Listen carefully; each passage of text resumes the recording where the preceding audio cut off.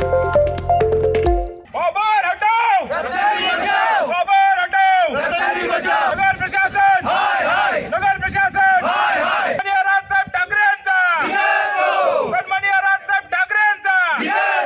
रत्नागिरीतील थिबा पॅलेस परिसरात महाराष्ट्र नवनिर्माण सेनेने ठिय्या आंदोलन केले। ग्रीन झोनमधील झाडे तोडल्याचा आरोप करत बुधवारी मनसेने थिबा पॅलेस परिसरात रस्त्यावर ठिय्या मांडला। यावेळी नगर परिषद प्रशासनाला मनसे कार्यकर्त्यांनी चांगलेच धारेवर धरले होते। पार्किंगचे आरक्षण असलेला भूखंड बिल्डरच्या घशात गेलाच कसा, असा आरोप मनसे कार्यकर्त्यांनी केला। थिबा पॅलेस परिसरात 19 गुंठे भूखंडावर नगर परिषदचे पार्किंगसाठी आरक्षण टाकले होते। मात्र 2022 पर्यंत कोणतीही प्रक्रिया झाली नाही। त्यानंतर काही जागा मालकांनी उच्च न्यायालयात धाव घेतली। न्यायालयाने 2 वर्षात खरेदी प्रक्रिया पूर्ण करण्याचे आदेश दिले होते। त्यानंतर सुद्धा 2024 मध्ये मुदत संपूनही कोणतीही कार्यवाही झाली नाही। परिणामी जागा मूळ मालकाला परत देण्यात आली आणि सध्या ती एका बिल्डरच्या मालकीची असल्याचे समोर आले आहे।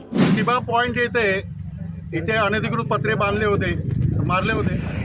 इथे हा ग्रीन झोन पट्टा असून सुद्धा इथे या लोकांनी अनधिकृत बांधकाम केलं आणि नगरपालिकेने जवळजवळ 100 झाडांची कत्तल करायला त्यांना परमिशन दिली। आपण कालपर्यंत त्यांच्या जेव्हा कार्यालयात जात होतो तेव्हा उडवाउडीची उत्तरं देत होते बाबर, आणि आज आमच्यासमोर बॅकडेटचं मला वाटतं त्यांनी जी परमिशन घेऊन आलेत, ही पूर्ण परमिशन त्यांनी दाखवली। फक्त 10 झाडांची परमिशन ते दाखवत आहेत, परंतु या नगरपालिकेच्या संगनमताने रत्नागिरीतील बिल्डरांचे पोट भरण्यासाठी ही नगरपालिका पूर्ण सक्षम झालेली आहे। कारण जर या बिल्डरांचे पोट भरलं तर यांचे खिसे भरतात। यासाठी यांनी अनधिकृत बांधकाम असेल, अनधिकृत झाडांची कत्तल असेल, ही त्यांनी केलेली आहे। अशी रिझर्वेशन प्लॉट त्यांनी बऱ्याच ठिकाणी टाकलेले आहेत, परंतु रिझर्वेशन प्लॉट जेव्हा टाकतात त्यावेळेला त्याचा विकास आराखडा तयार करायचा असतो। विकास आराखडा जेव्हा तयार करतात त्यावेळेला पैशाची सुद्धा तरतूद करायची असते, परंतु कोर्टाचे आदेश येऊन सुद्धा हे लोक कोर्टात जात नाहीत किंवा पैशाची तरतूद करत नाहीत। त्यामुळे आरक्षण आपोआप उठलं गेलं जातं आणि आरक्षण उठल्यानंतर प्रायव्हेट बिल्डराच्या माध्यमातून हे लोक प्रायव्हेट बिल्डरला ती जागा दिली जाते आणि त्यांच्याकडून आपले खिसे भरले जातात। हा आमचा आक्षेप आहे। यापुढे त्यांचा हे मनमानी कारभार नगरपालिकेचा चालू देणार नाही, कारण बाबर जिथपासून आले आहेत तिथपासून या रत्नागिरीची वाट लागायला सुरुवात झालेली आहे।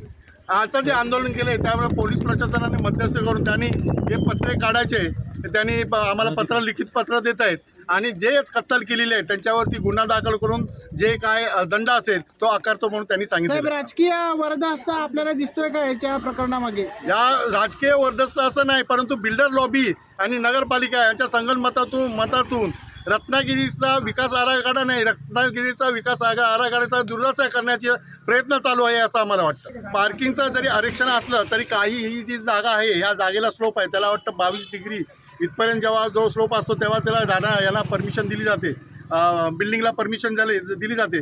जवळजवळ 45 डिग्रीचा जो स्लोप आहे तिथं परमिशन देऊच नाही, दिली जाऊ शकत नाही। कारण जर तुम्हाला परमिशन देता येत नसेल तर झाडाची कत्तल करण्यासाठी तुम्हाला अधिकार दिला कुणी? ती का कत्तल केली, कशासाठी केली? याचा अर्थ तुम्हाला माहिती आहे की सगळे खिसे भरून आपल्याला यांना परमिशन देता येईल आणि त्याच्यानंतर आपल्याला बिल्डिंग बांधता येईल, यांचा त्यांचा हेतू होता। तो हेतू आम्ही पूर्ण करू देणार। जर या 2 दिवसात हे झालं ना तर स्वतः आम्ही महाराष्ट्र नवनिर्माण सेना आणि इथली लोकल जी जनता आहे, या मॅडम असतील बरोबर, ह्या सगळे येऊन आम्ही या उद्ध्वस्त करून टाकणार, पत्रे उद्ध्वस्त करून टाकणार। त्यानंतर जेवढी जी झाडं जी तोडली परमिशन देऊन तोडली ते पुनर्लागवड केली जाईल हे आम्ही पाहतो। सदर जमिनीवर ही ग्रीन झोन नाही हे आपण लक्षात घेतलं पाहिजे।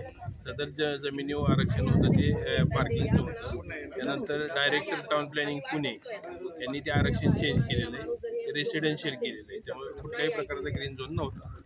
कोणत्या बिल्डरने ते जैन म्हणून बिल्डर आहेत, त्यांनी ते केलेलं आहे, त्यांची जमीन पत्र्याची परमिशन नव्हती, त्यासाठी जमीन कन्स्ट्रक्शनसाठी कुठलीही परमिशन दिली नाही नगरपालिकेने। किती झाडं जोडली, काय पंचनामा, काय आपण काय पाणी केलं? पंचनामा पाणी केली, 12 होती, त्यांना आपण 50 झाडं लावायची बी परमिशन दिली। किंजळ आहे, आंबा अशी झाडं होती। या जागेवर आरक्षण होतं का? आरक्षण आहे, आरक्षण येतं। कशासाठी आहे ते आता रेसिडेन्शियलचं आरक्षण आहे, डायरेक्टरनी केलं। म्हणजे काय नेमकं त्याचे निकष काय लागले? ते 37ची नोटीस येतात MRDPची, आणि त्यानुसार डायरेक्टरला ते अधिकार आहे. वरच्या लेवल झाले. हां, डायरेक्टर म्हणजे संचालक. नगरपालिकेनं कुठलीही शिफारस केली नव्हती त्याची, ते डायरेक्टर लेवलला केलं आहे.